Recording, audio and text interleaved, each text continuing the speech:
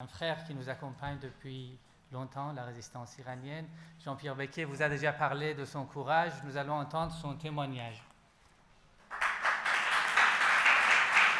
Belal Blaise Mokono.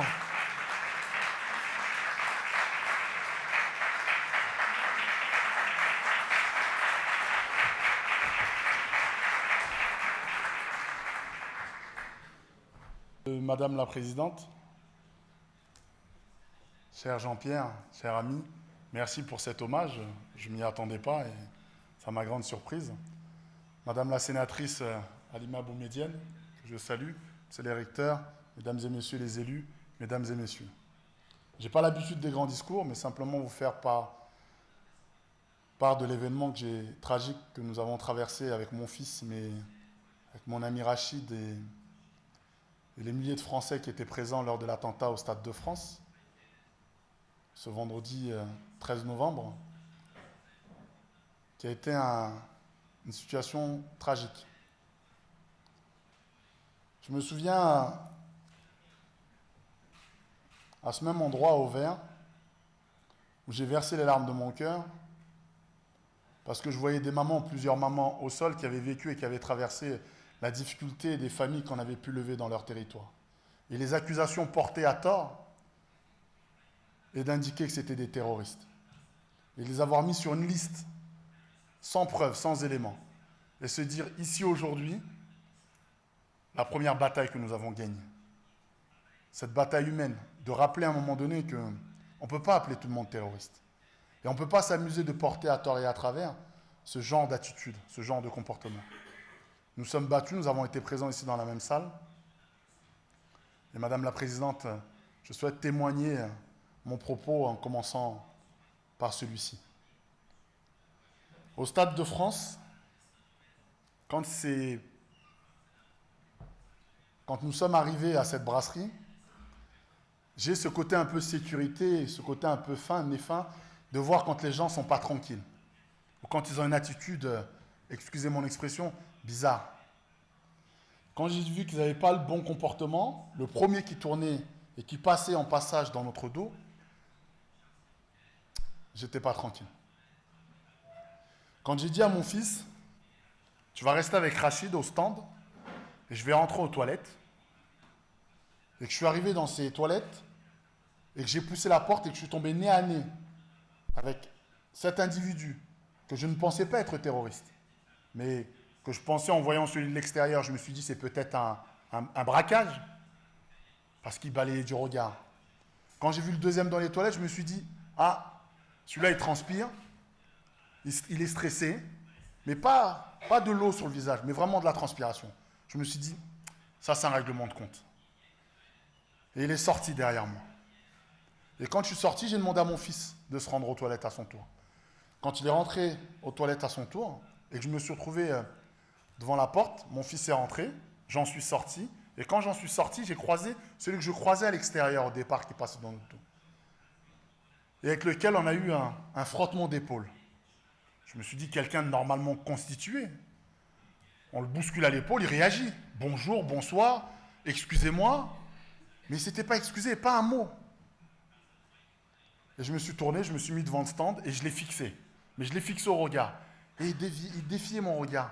Il ne me regardait pas, il était fuyeux. Et à partir de ce moment-là, au moment où je baisse un peu la tête, en quelques secondes, je me relève. Quand je me redresse, boum, première explosion. Il avait explosé. Oui, mesdames et messieurs, il avait explosé. Alors je ne saurais pas vous expliquer, à 10 mètres que j'étais de lui, comment j'ai pu survivre et comment je peux m'exprimer aujourd'hui devant vous. Comment j'ai pu exprimer à la presse le fait d'avoir été le seul témoin sur cet attentat terroriste et qui a vu et qui a eu affaire à ces terroristes. J'étais projeté par le souffle. J'étais en avant, j'ai eu la clavicule blessée. J'ai perdu mon écoute gauche, mon oreille gauche, mais j'ai la droite qui fonctionne, même si le tampon est percé. On m'a épargné. Je pense qu'il y a quelque chose qui a veillé sur moi. Il y a quelque chose, une étoile, qui m'a permis aujourd'hui de pouvoir m'exprimer à cette table. Mais quand j'ai été secourir et sauver cette dame, parce que mon fils était encore aux toilettes quand l'explosion a eu lieu. Donc quand j'ai été sauver cette dame dans l'intention d'aller sauver mon fils, j'ai vu le corps, je n'en parlerai pas ici dans l'état dans lequel il était, mais j'ai vu surtout cette dame remplie de boulons sur le visage. pleine de sang, que personne n'allait secourir, que j'étais cherché. Et au moment où je vais la chercher, la deuxième explosion a lieu. Le deuxième terroriste explosait. On reprend la vague encore. Et on avance. Et heureusement que je suis costaud, ce qui m'a permis de résister, de pouvoir la tenir. Quand je la confie aux officiers de police à qui je rends hommage, aux forces de police à qui je rends hommage, parce qu'ils ont fait un travail remarquable, ils ont été présents.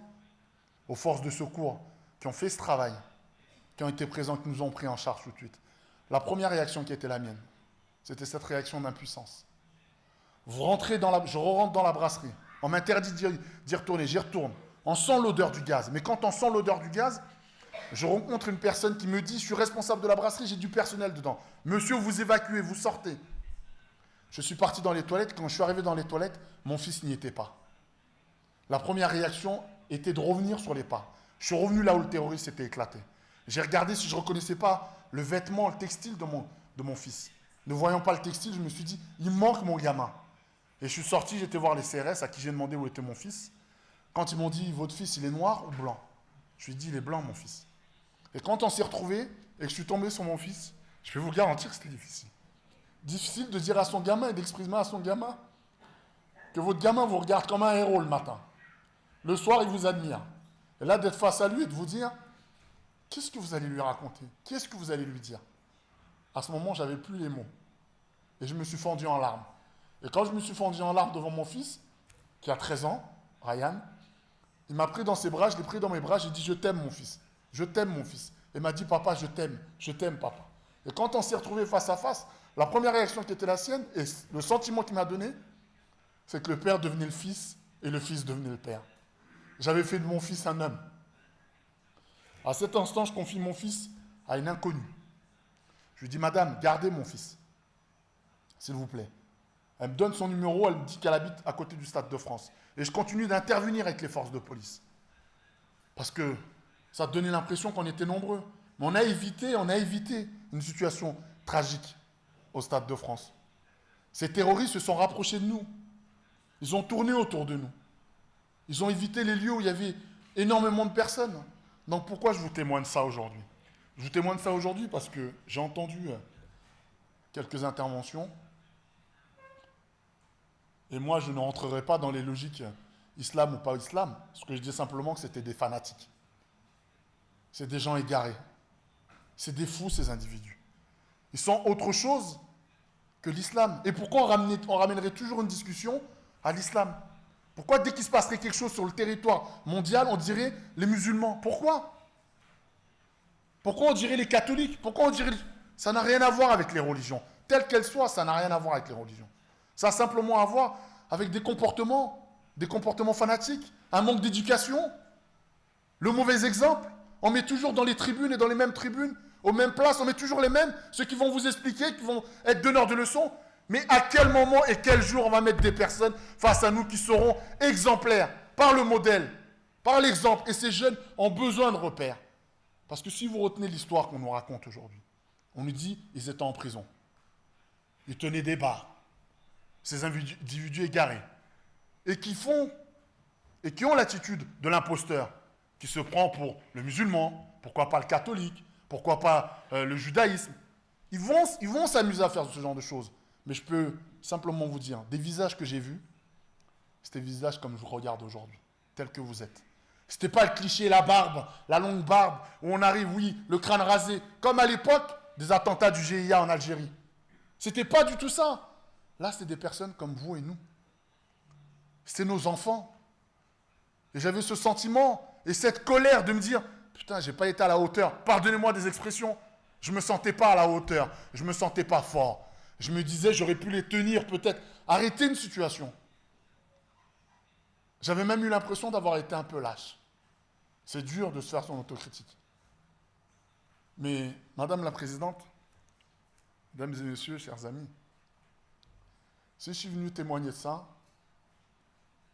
parce que quand j'ai vu cet événement en France, je me suis rappelé le 11 septembre 2001. Je me suis rappelé les massacres sur le peuple de l'Iran. Je me suis rappelé le massacre en Afrique. Je me suis rappelé tous les territoires, tous les pays où il y a des massacres, où des gens, au nom d'eux, se permettent de dire on peut tuer ou ôter la vie. Mais qui ils sont? Qui ils sont pour ôter la vie? Donc aujourd'hui, je vous le dis, j'ai pas eu peur de ces terroristes. J'ai eu peur pour mon fils. J'ai eu peur de me dire, mais qu'est-ce que je vais dire à sa mère? Comment je vais vivre alors que j'ai expliqué des codes à mon enfant? Aujourd'hui, un gamin traumatisé, qui donne l'impression d'être fort, moi, je suis touché. Pas parce qu'ils m'ont touché, mais parce que j'ai senti qu'on pouvait faire plus.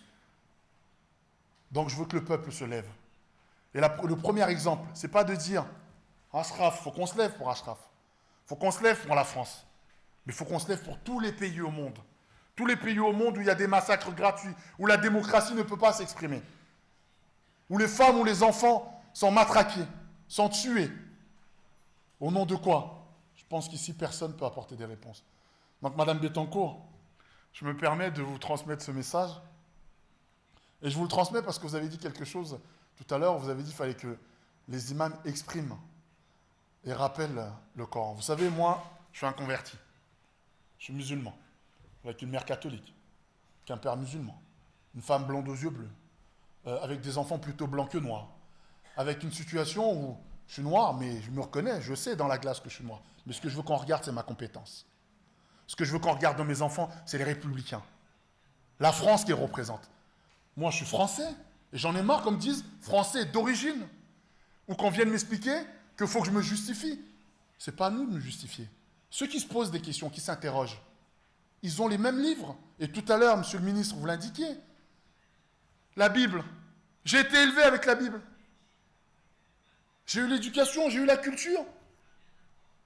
Et pourtant, j'ai lu le Coran. Et le Coran, c'est 15 000, 100 millions d'interprétations. Donc moi, un imam, il va m'expliquer, très bien, je vais l'écouter, je vais hocher de la tête. Mais la première réaction qui sera la mienne, c'est d'aller à la recherche. Vous savez quelle est la responsabilité du musulman?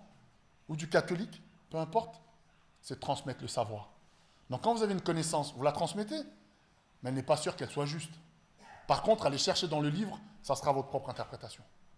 Donc, moi, je veux vous rappeler, mesdames et messieurs, je finirai mon propos là-dessus, le combat que mène l'Iran, que mènent les Moudjahidines, depuis que je suis avec eux et à leur côté. Je crois que ces mamans, quand je les ai vus pleurer, voir pleurer sa mère, j'ai vu pleurer ma mère ce jour-là, j'étais aux Trois Fontaines, et qui faisait la grève de la faim, j'ai eu une colère. Je me suis dit, est-ce que je vais l'exprimer par la force physique ou je vais l'exprimer par la démocratie? Je me souviens avoir dit à François Hollande, qui est maintenant notre président de la République, il faut qu'on aille voir les Moudjahidines. Parce que je pense que ce que les gens nous racontent, c'est des bêtises. Quelque chose me disait, ces mamans que j'ai vues, c'était mes mamans. Je me disais, il y a quelque chose qui sonne pas clair dans tout ça. Parce que m'a permis la religion dont je suis uni, les deux, l'islam, que ce soit la Bible, c'est de ne juger personne. Qui je peux être pour juger les gens? Donc on a apporté cette preuve. Et cette preuve, ils ont été retirés de la liste des terroristes. Donc c'est une première étape. Merci mesdames et messieurs.